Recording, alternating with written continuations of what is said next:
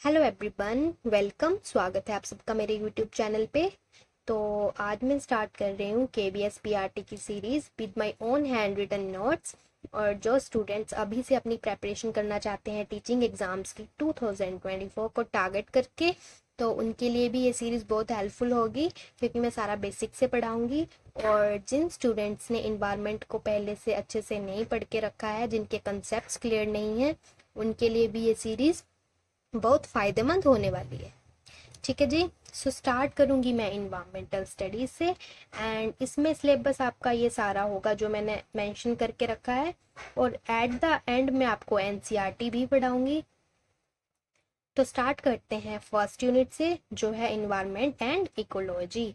Environment means पर्यावरण, और ecology मतलब इको का मतलब है पर्यावरण, और लॉजी मीन्स स्टडी करना। सो इन्वायरमेंट का मतलब हुआ इन्वायरमेंट को स्टडी करना।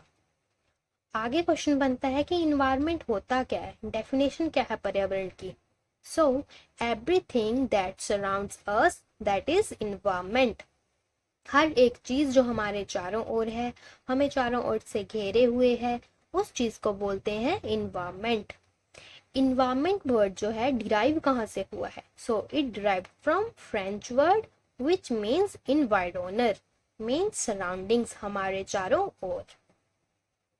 नेक्स्ट है कि फैक्टर्स क्या क्या है इन्वायरमेंट के, कौन कौन से कारक हैं जो इन्वायरमेंट को बनाते हैं। तो इसमें आ गया एक बायोटिक और एक आ गया अबायोटिक। बायोटिक में आ गए लिविंग थिंग्स जैविक कारक, और अबायोटिक में नॉन लिविंग थिंग्स अजैविक कारक। सो बायोटिक के एग्जांपल्स आ गए एनिमल्स, प्लांट्स, बैक्टीरिया मीन्स जीवाणु, एंड फंजाई कवक। पर अबायोटिक के एग्जांपल्स हैं air, sunlight, soil, temperature and hails. Hails होते हैं ओले, एंड वाटर। सो ये जब बायोटिक एंड अबायोटिक फैक्टर्स एक दूसरे से इंटरेक्ट करते हैं, परस्परिक मेल करते हैं, उसी चीज को बोलते हैं हम इकोसिस्टम, पारिस्थितिकी तंत्र। सो मैं आपको एग्जांपल देके समझाती हूँ। मान लो एक पेड़ है, तो पेड़ को सरवाइव करने के लिए, खाना बनाने के लिए क्या क्या चाहिए? एयर चाहिए, सनलाइट चाहिए, सॉइल चाहिए, वाटर चाहिए। सो ये सारी चीजें क्या है? अबायोटिक है। और पेड़ क्या है? बायोटिक है। तो मतलब एक इन्वायरमेंट को सस्टेन करने के लिए, इन्वायरमेंट को बनाए रखने के लिए बायोटिक और अबायोटिक का होना बहुत जरूरी है, इन्वायरमेंट में बैलेंस बनाए रखने के लिए। ठीक है जी। आगे इंपॉर्टेंट क्वेश्चन बनता है कि इकोसिस्टम टर्म दी किसने है। So it's given by AG Tansley.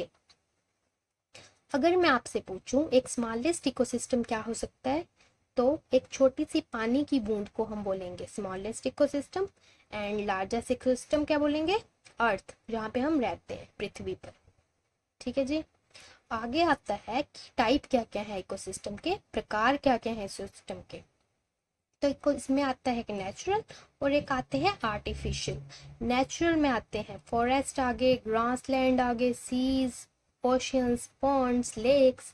ये जो है सारे प्रकृति ने खुद बनाए हैं। और आर्टिफिशियल क्या है?